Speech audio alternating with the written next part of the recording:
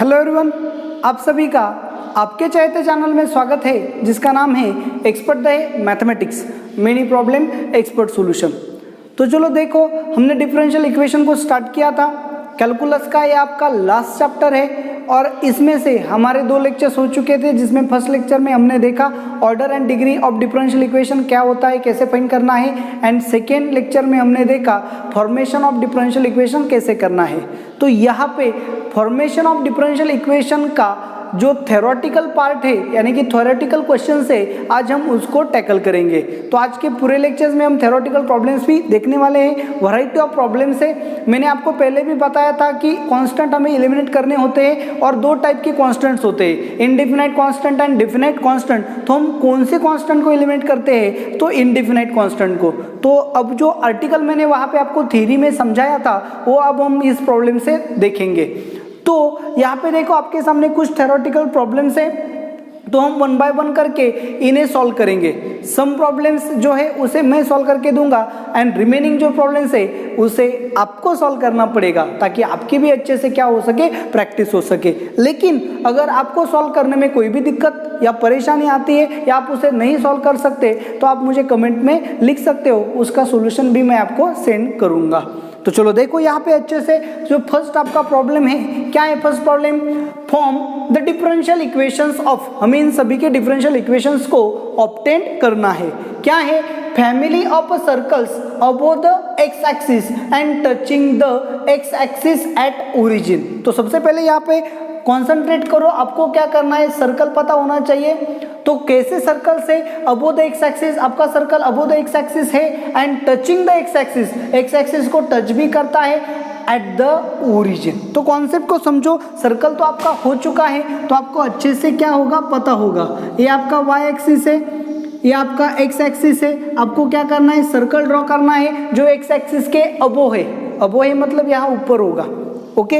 And x axis को touch करता हो, लेकिन टच देखो यहाँ पे इस तरह से भी हम ड्रॉ कर सकते हैं, या फिर इस तरह से भी ड्रॉ कर सकते हैं, या फिर इस तरह से ड्रॉ कर सकते हैं, या फिर इस तरह से भी ड्रॉ कर सकते हैं। तो ये सभी एक्स एक्सिस के अबोव है एंड एक्स एक्सिस को टच करते हैं, लेकिन touching the x axis at origin ऐसा बोला है। तो ये जो सर्कल है कैंसिल हो जाएंगे, ये भी कैंसिल हो जाएगा। तो फिर आपको सिर्फ कौन से सर्कल मिलेंगे, इस तरह से। तो ये इस तरह का भी सर्कल हो सकता है, या फिर इस तरह का भी सर्कल हो सकता है, या फिर इस तरह का भी सर्कल हो सकता है। देखो चलो, तो फिर जैसे आपको पता चल गया यहाँ पे कि सर्कल जो एक्स एक्सिस को ओरिजिन में टच करता है उसका सेंटर कहाँ पे होगा, वाई एक्सिस पे। तो अगर ये सर्कल है तो इसका सेंटर यहाँ पे होगा, अगर ये सर्कल है, अगर ये बड़ा सर्कल लिया तो इसका सेंटर यहाँ कहीं पे होगा। अगर सेंटर वाई एक्सिस पे है तो फिर उसका एक्स कोऑर्डिनेट क्या होगा, 0, एंड वाई कोऑर्डिनेट क्या होगा, समथिंग के, इस तरह से होगा। तो फिर इस सर्कल की रेडियस कितनी होगी, जितना एक्स कोऑर्डिनेट 0 है, वाई कोऑर्डिनेट जितना है उतनी ही उसकी क्या होगी, रेडियस होगी। तो सेंटर चेंज होगा तो रेडियस चेंज होगी, सर्कल भी चेंज होगा। तो चलो देखो, देयरफॉर आपको सबसे पहले क्या करना पड़ेगा, पहले कर्व का इक्वेशन ऑब्टेन करना पड़ेगा। तो जैसे आप कर्व का इक्वेशन ऑब्टेन करोगे उसके बाद उसका डिफरेंशियल इक्वेशन आप फाइंड कर सकते हो। Therefore the equation of circle, the equation of a circle touching x axis at origin and above it, origin and above it मतलब x axis के ऊपर है, is क्या होगा इसका इक्वेशन, सर्कल का जनरल इक्वेशन क्या है, x minus h bracket square plus y minus k bracket square is equal to radius square. लेकिन यहाँ पे सेंटर कहाँ पे होगा, y एक्सिस पे, तो x कोऑर्डिनेट 0 है, मतलब h की वैल्यू क्या होगी, 0, एंड रेडियस कितनी होगी, जितना सेंटर का y कोऑर्डिनेट है उतनी ही होगी। तो ये सभी वैल्यूज यहाँ पे पुट करेंगे तो आपको क्या मिलेगा, x square plus Y minus k bracket square is equal to k square. तो इसे सॉल्व करेंगे, x square plus y square minus 2ky plus k square is equal to k square क्या होगा, cancel. Therefore x square plus y square minus 2ky is equal to 0। तो आप क्या कर सकते हो, यहाँ पे भी डिफरेंशिएट कर सकते हो या सॉल्व करके भी डिफरेंशिएट कर सकते हो। तो आप जैसे चाहे वैसा करोगे। तो हम यहाँ पे डिफरेंशिएट कर सकते हैं या फिर थ्रू आउट वाई से डिवाइड करो। थ्रू आउट वाई से डिवाइड करेंगे तो क्या मिलेगा, x square upon Y plus Y minus 2k is equal to 0। ये वहाँ जाएगा तो क्या होगा, is equal to plus 2k। So how many constant is present in this equation? There are only one indefinite constant, that is k. So k क्या है हमें पता नहीं है, तो अब हमें इसे एलिमिनेट करना है। तो हम ज़्यादा से ज़्यादा एक बार डिफरेंशिएशन कर सकते हैं। So differentiate with respect to x, differentiate with respect to x। तो हमें क्या मिलेगा, यहाँ पे हमें क्या करना पड़ेगा, क्वोशिएंट रूल का यूज करना पड़ेगा। क्या है quotient rule, denominator as it is y, X square का डेरिवेटिव क्या है 2x minus numerator as it is X square, denominator का डेरिवेटिव क्या है dy by dx upon square of denominator, square of denominator यानी कि y स्क्वायर प्लस y का derivative क्या आएगा dy by dx is equal to 2k constant है, derivative क्या आएगा 0। So throughout Y square से मल्टीप्लाई करेंगे। So 2xy minus x square dy by dx plus y square dy by dx is equal to 0 into y square यानी कि 0। This is required differential equation. तो आपको आपका answer यहाँ पे मिल गया। तो चलो देखो, हमें इक्वेशन मिला जिसमें डिफरेंशियल ऑपरेटर है एंड कोई भी इंडेफिनाइट कांस्टेंट नहीं है, तो ये आपका क्या बनेगा, डिफरेंशियल इक्वेशन बनेगा। कॉन्सेप्ट को समझो, क्वेश्चन को समझो। अब इसे हम जनरलाइज भी कर सकते हैं। क्या कर सकते हैं, जनरलाइज। अगर यहाँ पे आपको क्या बोला, family of circles above the x axis and touching the x axis, तो एट ओरिजिन, ये जो पार्ट है एट द ओरिजिन, इसे हमने निकाल लिया। अच्छे से देखो, एट द ओरिजिन इसे हमने क्या किया, निकाल लिया। तो फिर आपको क्या मिलेंगे यहाँ पे, अच्छे से देखो, क्वेश्चंस को समझो। आप कॉम्पिटिटिव को स्टडी कर रहे हो, तो आप कॉम्पिटिटिव को स्टडी कर रहे हो, इसलिए मैं आपको क्या कर रहा हूँ, एक ही क्वेश्चन से वैरायटी ऑफ क्वेश्चंस का डाटा आपको बताने जा रहा हूँ। तो सर्कल्स अब ओरिजिन में नहीं टच करेंगे, तो एक्स एक्सिस को कहीं भी टच कर सकते हैं, लेकिन अब वो है। सो फिर वो सर्कल कुछ इस तरह सा होगा या फिर इस तरह का होगा या फिर यहाँ पे भी हो सकता है। तो चलो कोई भी सर्कल है। तो अब यहाँ पे अच्छे से देखो, इसका सेंटर अगर हमने लिया तो सेंटर क्या होगा, एच के होगा एंड रेडियस डेफिनेटली क्या होगी, जितना उसका वाई कोऑर्डिनेट है उतनी ही रेडियस होगी। तो सेंटर होगा सी एच के एंड रेडियस होगी के। तो फिर आपके सर्कल का इक्वेशन क्या बनेगा, x minus h bracket square plus Y minus k bracket square is equal to k square. ये आपका इक्वेशन बनेगा। सो इस इक्वेशन में how many number of indefinite constants are there, 2। कौन से, एच एंड के। तो इसमें 2 कॉन्स्टेंट्स है। तो आपको क्या करना पड़ेगा, अब इसका डिफरेंशियल इक्वेशन ऑब्टेन करने के लिए 2 बार डिफरेंशिएशन करना पड़ेगा। सो चलो देखो, क्वेश्चन कैसे शिफ्ट होते हैं, कैसे चेंज होते हैं, कैसे आपकी कर्व चेंज होगी, तो आपका डिफरेंशियल इक्वेशन डेफिनेटली क्या होगा, चेंज होगा। एक और बात यहाँ पे आपको ऐसा भी बताया जा सकता है, वैरायटी ऑफ क्वेश्चंस देखो, फैमिली ऑफ सर्कल्स ऐसा बोल सकता है, अबोव द एक्स एक्सिस ऐसा नहीं बोलेंगे, family of circle touching the y axis ऐसा आपको बोल सकता है, touching the y axis at origin. 2 concept study करेंगे। Touching the y axis at origin मतलब क्या होगा, जो सर्कल होंगे वो कुछ इस तरह से होंगे, ऐसे भी हो सकते हैं या फिर ऐसे भी हो सकते, टचिंग द वाई एक्सिस। तो इसका सेंटर क्या होगा, तो ये जो इक्वेशन है सेंटर क्या होगा इसका, h0। क्यों h0 होगा, क्योंकि वो x एक्सिस पे है एंड जो सेंटर होगा वही उसकी क्या होगी, radius. So r is equal to क्या होगा, h। So family of circle touching the y axis at origin, ऐसा अगर आपका क्वेश्चन है तो कर्व क्या होगी, x minus h bracket square plus y square is equal to h square. इसे सॉल्व करोगे तो आपको क्या मिलेगा, कोई भी इक्वेशन मिल जाएगा। अच्छे से समझो इसे। तो फिर अब आगे देखो, इस क्वेश्चन को हम चेंज करेंगे, family of circle touching the y axis, इतना ही बोला है। क्या बोला है, टचिंग द वाई एक्सिस। तो फिर सर्कल कुछ इस तरह से भी हो सकता है ऐसा, या फिर इस तरह से हो सकता है। तो इसका सेंटर क्या आएगा, एच के आएगा, क्योंकि अभी एक्स एक्सिस पे नहीं आएगा, क्योंकि सिर्फ वाई एक्सिस को टच करता है ऐसा ही बोला है, तो वैरायटी होगी। तो इसका सेंटर अगर h के आया तो ये डिस्टेंस क्या होगा, h जितना होगा। सो इसका इक्वेशन क्या आएगा, x minus h bracket square plus y minus k bracket square, radius कितनी होगी h जितनी, so is equal to h square. तो इससे डिफरेंशिएट, ये आपका इक्वेशन आएगा। फिर डिफरेंशिएशन करना पड़ेगा, कॉन्स्टेंट्स कितने आएंगे, 2 कॉन्स्टेंट्स आएंगे। तो देखो इस तरह से आपको क्वेश्चन कैसे सफल होगा, किस तरह से उसे सॉल्व करना है, ये भी आपको क्या करना है, अच्छे से समझना है, इसे देखना है। तो मैंने एक प्रॉब्लम से आपके सभी प्रॉब्लम्स यहाँ पे क्या कर दिए, सॉल्व कर दिए। तो आप आसानी से उसका डिफरेंशियल इक्वेशन ऑब्टेन कर सकते हो। थ्योरेटिकल प्रॉब्लम्स में क्वेश्चंस को अच्छे से देखना जरूरी है। आगे देखो, चलो सेकेंड क्वेश्चन क्या दिया है, all second question, all circles having radius 9।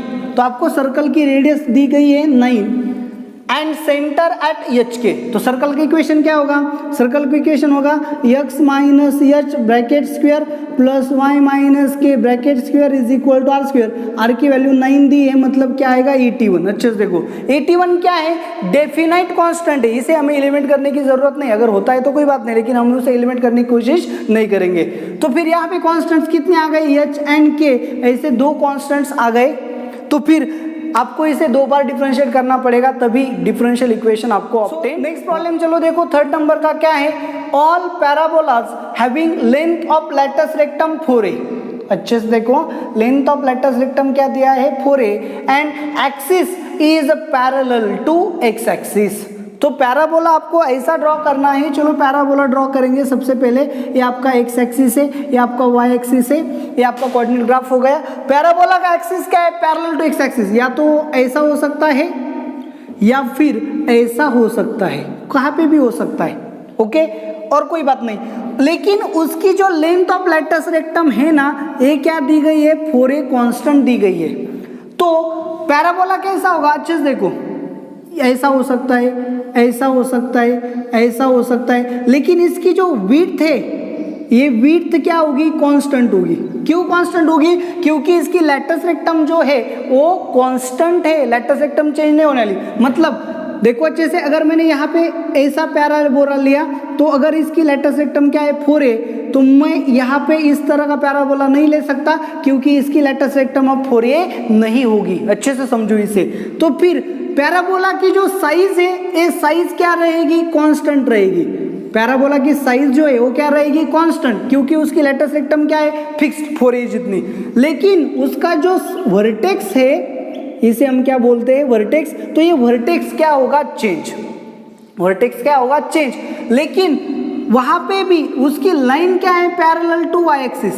So parallel to y axis मतलब क्या है, ऐसी हो सकती है, यहाँ पे हो सकती है, यहाँ पे हो सकती है, या फिर यहाँ पे हो सकती है, यहाँ पे हो सकती है, कहाँ पे भी हो सकती है। सो उसका क्या चेंज होगा एंड क्या चेंज नहीं होगा, ये आपको देखना है। जो चेंज होगा वो इंडेफिनाइट कांस्टेंट होगा, और जो चेंज नहीं होगा वो डेफिनाइट कांस्टेंट होगा। हम इंडेफिनाइट कांस्टेंट को एलिमिनेट करते हैं, डेफिनाइट कांस्टेंट को एलिमिनेट नहीं करते। तो उसकी जो लेटस रेक्टम है 4a, वो कांस्टेंट रहेगी, मतलब उसकी विड्थ जो है पैराबोला की वो कांस्टेंट रहेगी। मतलब पैराबोला कहाँ पे भी लोगे तो उसकी जो साइज है वो साइज सेम रहेगी, लेकिन चेंज क्या होगा, उसका चेंज होगा वर्टेक्स। तो आपको पैराबोला पता है क्या है, पैराबोला जिसका एक्सिस एक्स एक्सिस है वो है equation of parabola, equation of parabola whose vertex is 0 0 and axis of symmetry is x axis। तो उसका इक्वेशन क्या है, y square is equal to 4ax। Okay, तो फिर चलो यहाँ पे जो पैराबोला है इसकी लेटस रेक्टम 4 है, ये लेटस रेक्टम क्या रहने वाली है, कांस्टेंट, यानी कि उसकी विड्थ क्या रहेगी, constant.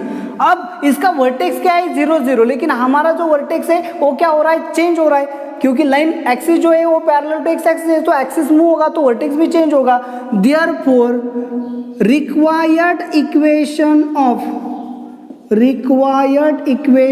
Of family of parabola, family of parabolas क्या है, y minus k bracket square is equal to 4a into x minus h.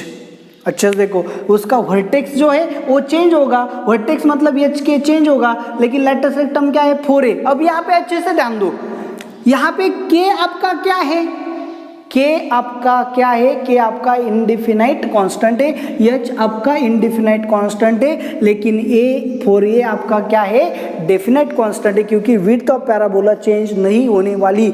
सो ये डेफिनेट कांस्टेंट है, तो हम अक्सर जो इंडिफिनाइट कांस्टेंट है मतलब जो चेंज होने वाला कांस्टेंट है उसे इलिमिनेट करते हैं, डेफिनेट कांस्टेंट को इलिमिनेट नहीं करते। तो फिर ये आपका इक्वेशन आ गया। सो डिफरेंशिएट करेंगे, differentiate with respect to x. तो जैसे हम with respect to x differentiate किया तो हमें क्या मिलेगा, y minus k 2 into d y by d x, पहले पावर का डेरिवेटिव फिर इसका derivative is equal to 4a constant, ऐसे ही रहेगा, x माइनस एच का डेरिवेटिव क्या आएगा,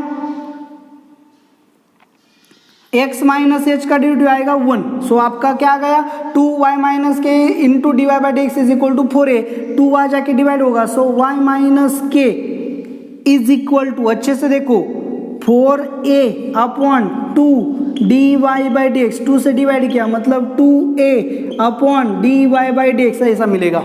तो हमारे पास कांस्टेंट कितने हैं, एच एंड के, ऐसे 2 कांस्टेंट्स है, 3 कांस्टेंट्स नहीं है, ये बात पक्की दिमाग में डाल लो। इसीलिए मैंने थ्योरी में बताया था कि indefinite constant and definite constant. तो फिर इसे हम फिर से डिफरेंशिएट करेंगे। सो डेरिवेटिव क्या आएगा, d y by d x is equal to denominator as it is, so 2a क्या है आपका कांस्टेंट, ऐसे ही रहेगा 2a into 1 upon d y by d x का डेरिवेटिव क्या आएगा minus 1 upon d y by d x bracket का स्क्वायर। आप कर सकते हो, चलो देखो क्या है, 2a कांस्टेंट ऐसे रहेगा, 1 d y by d x, denominator as it is, numerator 0 minus numerator as it is, इसका डेरिवेटिव क्या आएगा डी स्क्वायर। ओके तो हमें क्या करना पड़ेगा, इसे u by v rule use करना पड़ेगा।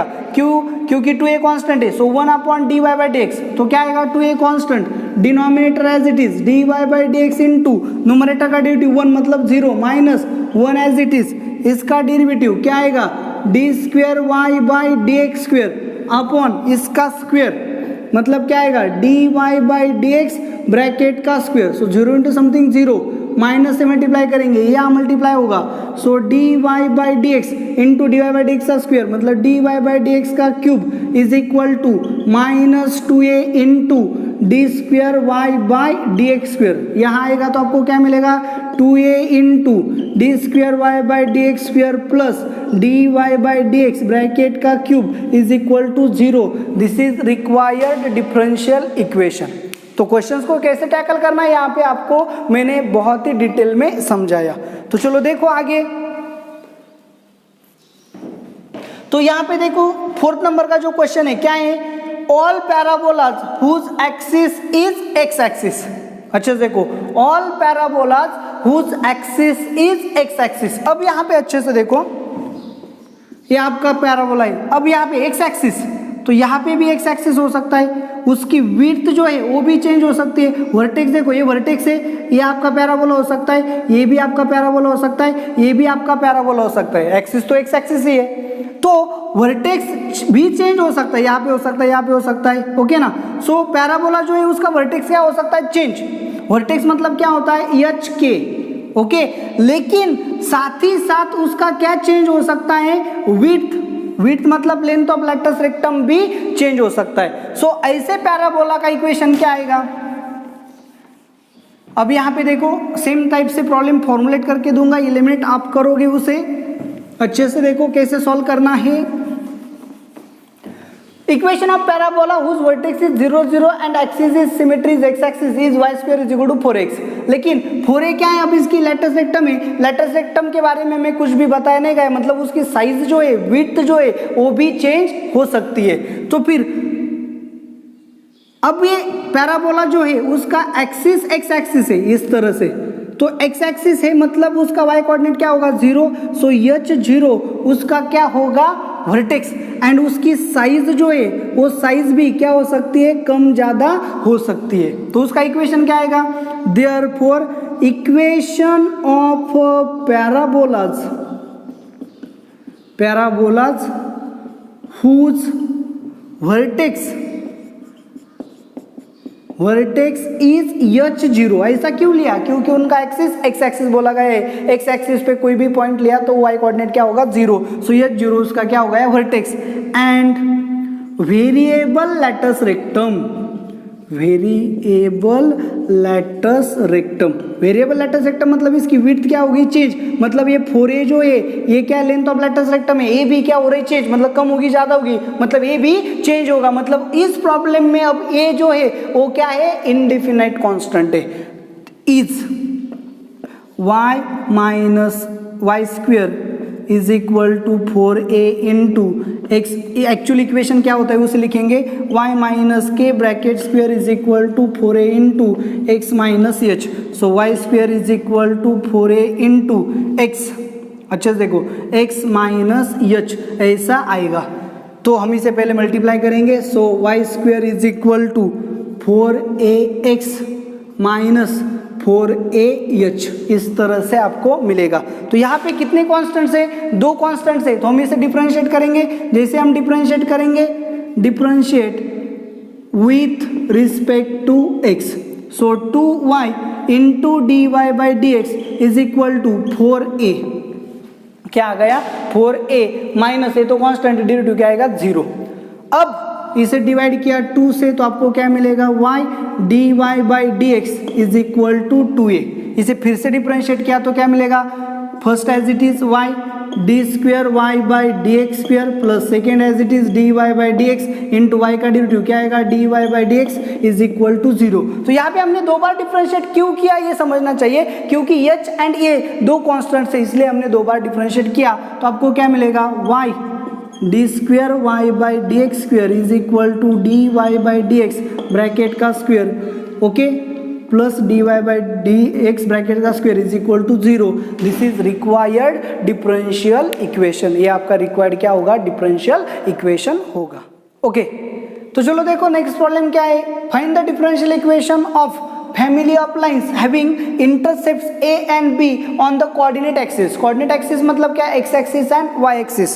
so आपको क्या पता होना चाहिए, different equation of lines whose x intercept and y intercept is known।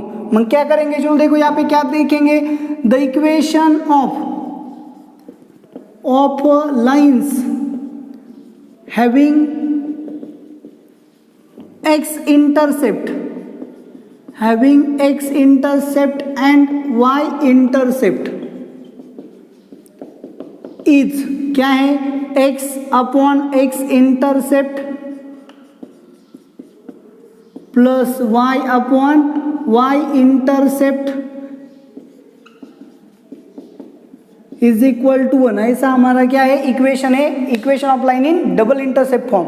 तो फिर यहाँ पे क्या है, x अपॉन x इंटरसेप्ट क्या है, a plus y upon b is equal to 1। Cross multiply करेंगे, so bx plus ay is equal to a into b। ऐसा हमें क्या मिलेगा, इक्वेशन मिलेगा।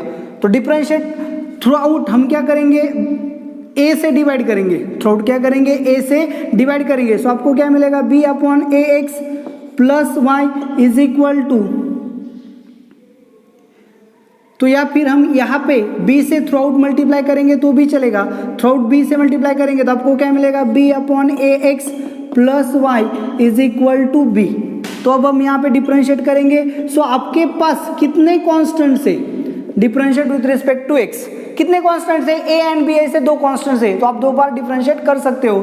सो b अपॉन a कॉन्स्टेंट ऐसे रहेगा, x का डेरिवेटिव 1 प्लस y का डेरिवेटिव क्या है, dy by dx is equal to b का डेरिवेटिव क्या है, 0।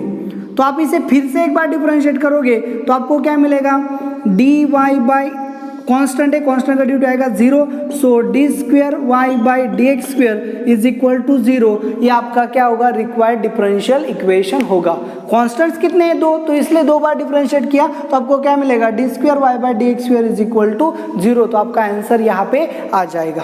तो जितने कांस्टेंट्स है आप उतने टाइम्स डिफरेंशिएट कर सकते हो। आप बोलोगे कि ठीक है, यहाँ से मैंने क्या किया, बी अपॉन ए की वैल्यू पुट की और यहाँ रिप्लेस की तो मुझे मिलेगा। जी नहीं, जैसे आपने बी अपॉन ए की वैल्यू रिप्लेस की लेकिन इस बी के लिए आपके पास कोई भी रिप्लेसमेंट नहीं होगी तो ये आपका डिफरेंशियल इक्वेशन नहीं होगा। तो इंडिपेंडेंट कांस्टेंट पूरी तरह से एलिमिनेट हो जाने चाहिए। तो इसके लिए मैंने आपको कई बार टिक्स बताई है कि जितने इंडिपेंडेंट कांस्टेंट्स होते हैं उतने एलिमिनेट करो, तो आपको उतने टाइम्स डिफरेंशिएशन करो तो आपको आपका डिफरेंशियल इक्वेशन मिल जाएगा। तो चलो देखो नेक्स्ट प्रॉब्लम क्या है, यहाँ पे आप देख सकते हो family of lines parallel to the line. तो देखो हमें ऐसी लाइंस चाहिए जो इसे पैरेलल हो। तो जैसे कोई भी लाइन इसे पैरेलल हो, उसका x coordinate and y coordinate क्या होगा, सेम, लेकिन सिर्फ क्या चेंज होगा, इंटरसेप्ट क्या कांस्टेंट है वो चेंज होगा। Therefore the equation of lines parallel to 2x plus 3y plus 4 is equal to 0 is 2x plus 3y plus c is equal to 0। सो यहाँ पे कितने कांस्टेंट है, c एक ही कांस्टेंट है। आप इसे एक बार डिफरेंशिएट करो, आपको क्या मिलेगा, आपका रिक्वायर्ड डिफरेंशियल इक्वेशन मिल जाएगा। तो चलो देखो यहाँ पे करना क्या है कि आपके जो कॉन्सेप्ट्स है, टर्मिनोलॉजीज है, फॉर्मुलेशंस है, वो अच्छे होने चाहिए। जितने अच्छे आपके टर्मिनोलॉजीज होंगे, फॉर्मुलेशंस होंगे, उतने अच्छे से आप क्या कर सकते हो, किसी भी कर्व का या फैमिली का इक्वेशन ऑब्टेन कर सकते हो। उस इक्वेशन में आपको नंबर ऑफ कांस्टेंट जो है उन्हें आइडेंटिफाई करना है। जितने नंबर ऑफ कांस्टेंट्स आपको मिलेंगे वहां से आप सीधा क्या कर सकते हो, डिफरेंशिएट करके डिफरेंशियल इक्वेशन ऑब्टेन कर सकते हो। आपके सामने कुछ और प्रॉब्लम्स है फॉर्मेशन ऑफ डिफरेंशियल इक्वेशन के। तो यहाँ पे आपका पूरा जो फॉर्मेशन ऑफ डिफरेंशियल इक्वेशन है ये आर्टिकल क्लोज्ड हो जाएगा। इसे हमने दो टाइप में लिया, पहले हमने सीधा डिफरेंशियल इक्वेशन फाइंड करने का लेक्चर लिया, अब यहाँ पे हमने theoretical problems on formation of differential equation इस टाइप पे लिया। तो इन दो लेक्चर को कंबाइन करके हमारा जो आर्टिकल है फॉर्मेशन ऑफ डिफरेंशियल इक्वेशन ये यहाँ पे कंप्लीट हो जाएगा। तो देखो प्रॉब्लम्स क्या है, सिंपल प्रॉब्लम्स है, आप भी आसानी से इसे क्या कर सकते हो, सॉल्व कर सकते हो।